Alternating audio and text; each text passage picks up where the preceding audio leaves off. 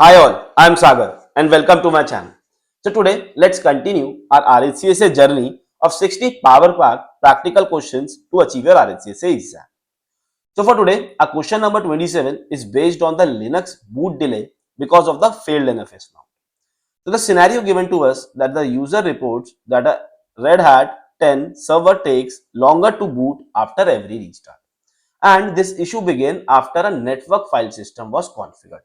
So what is happening whenever someone is trying to boot or reboot the server, this RHL 10 server, this server is taking longer time to boot as expected, and this issue started when someone configured the NFS, and you can suppose it like that someone forgot to start the NFS service, and the NFS is not able to mount as expected.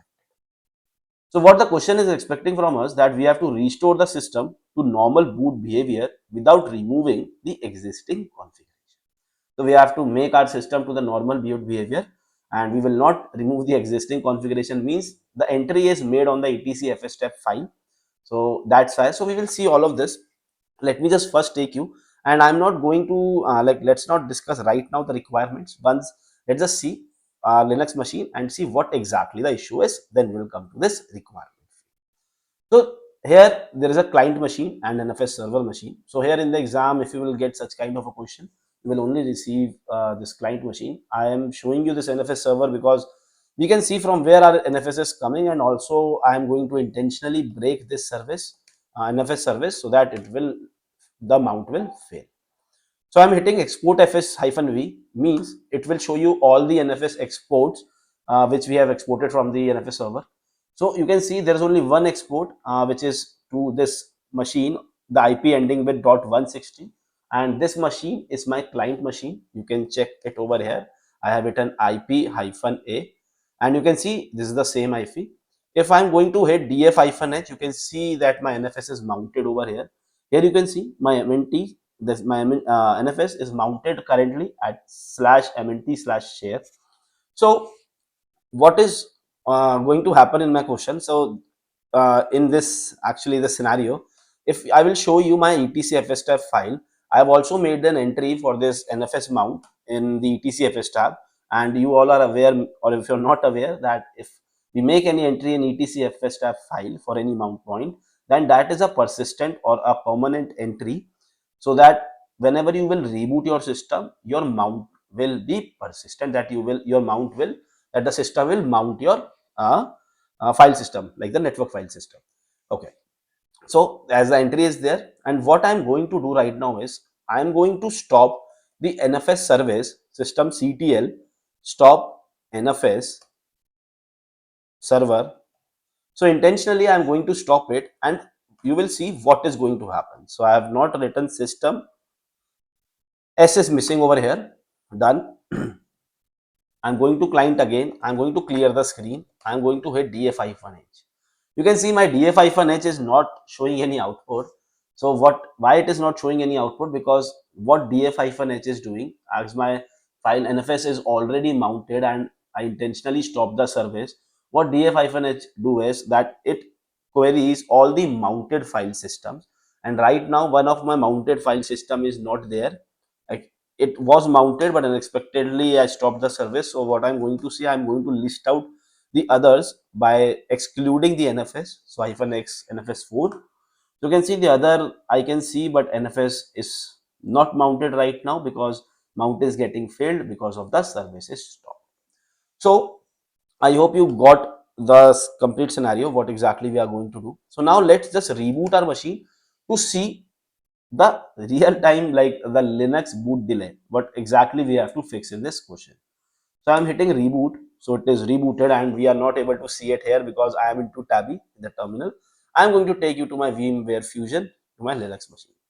So this is my machine which is getting rebooted, and here we will see in a bit a kind of a error will come. I'm going to scroll it at the end, or maybe let me just, you will see the font little kind of small. 1 second. Okay, now you can see job MNT share start running 7 seconds. So what does it mean? It means that it is trying to find the NFS mount. So what it is trying to mount the NFS, but NFS is not reachable as the service is stopped. So the system is taking 1 minute 30 seconds. So till 1 minute 30 seconds, it will retry to mount your NFS file system. So what I'm going to do, I'm going to like pause this video so that the length of the video will not increase. Once this will over and our system will boot, let's just try to fix it. Okay, so now you can see that there are only 1 minute 31 second left and it tries to mount it, but it was not able to find the NFS mount, so it rebooted my machine. So what I'm going to do, I'm going to log in it. I've given the bad password, but it's okay. Let's just go to the terminal and I'm going to log in from my terminal. So this is Tabby. I was using Termius earlier, but I find this Tabby really cool. Okay, so I've cleared my screen and I'm in the same machine. And if I'm going, you can see dot 160. Let me clear the screen and let's hit DF-H. You can see when I hit DF-H right now my NFS is not there, but my system booted as it is not a block device, not a raw disk. It was just a NFS mount, so it retries. Suppose if it was a kind of a device, a kind of partition like SD partition or kind of a block device was there, then your system might fail to boot. This kind of a scenario can also happen, but in this scenario it was a network mount, so it just retried it and the system was not able to find it. It booted it up, but the boot was quite delayed. Okay. So now to fix this, there is a very simple thing which we are going to do. First, right now we are going to our etc fstep file. So before fixing it, let me just take you to my question and let's just see the requirements. So it is telling us to resolve the issue without removing the existing configuration, means that we do not have to remove anything. Like if we will remove the entry from the etc fstep file or if we comment it out, what is going to happen whenever we boot our system, it is not going to look for the NFS mount. But I do not want that. We want that the entry should be there, because if in future suppose that NFS machine will be up, the service will be started, so that the NFS mount, like the NFS will automatically mount without doing the hitting the mount -a command again. Okay, so I have explained that requirement is in the third step. Sorry. So let's just see this first. So ensure the system does not hang during boot if the remote source is unavailable. Means that whenever that the system does not hang, the simple thing that the system does not hang when the NFS is unavailable. So we are going to specify a mount option for it. The third point is whenever the NFS servers come back, simply accessing MNT share automatically mounts it. Means that suppose when our NFS server will be started again, we will start it, and if someone will hit MNT share, if someone will go inside MNT share, directly it will mount the file system. We do not have to go and do the mount -a manually again. Okay. The fourth point is verify that the system boots successfully after your changes. Okay. So after making our changes, we will make sure that our system will boot successfully with the normal boot behavior without any delay.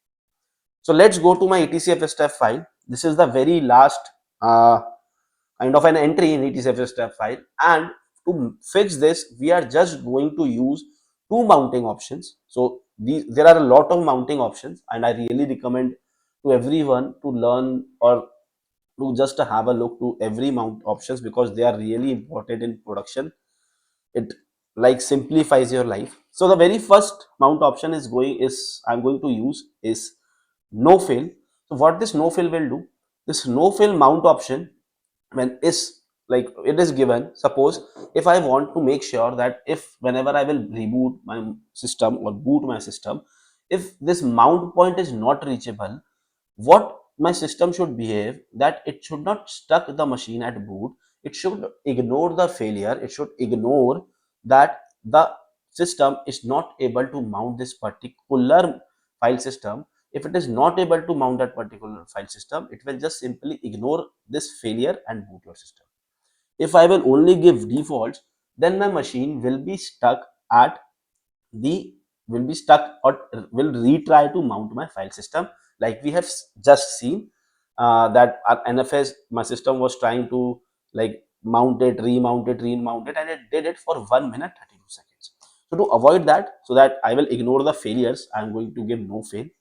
The second option is another mounting option, which is for NFS that we want that whenever NFS will come back, we should not hit mount -a. We just simply want if someone will access this MNT share, it will automatically mount it. Okay.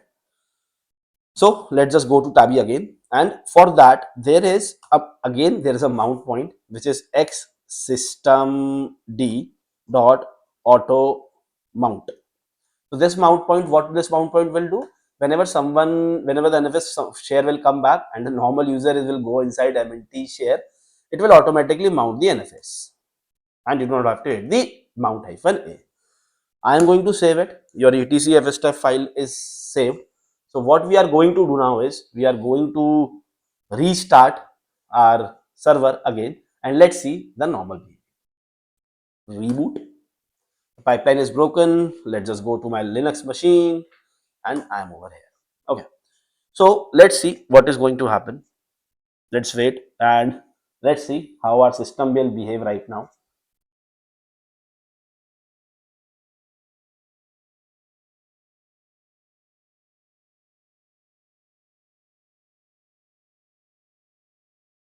Okay, so now you can successfully see that I was able to enter to my Linux machine without, like earlier we seen that 1 minute 32 seconds was there, right?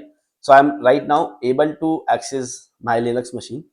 Okay, so I forgot to show and I ended the video that we have not, we have checked that our machine booted successfully, but we have not checked that our very third point, which is this one, that when the NFS server comes back, we do not have to do mount -a. When you will access the MNT share, means you CD into this directory, your NFS will automatically mount. So first we have to make our NFS server back. So to make it back, let's start the NFS service. I'm going to start it. NFS service is started and I'm going to hit df-h again. You can see my NFS is not mounted right now. What I'm going to do, I'm going to simply hit cd mnt share and you will see that it will get automatically mounted. You can see I am inside this directory and if I will hit df-h again, you can see that my NFS is mounted and back again without hitting the mount-a command. So that's all for this question number 27. I hope you liked it and I will see you in question number 28.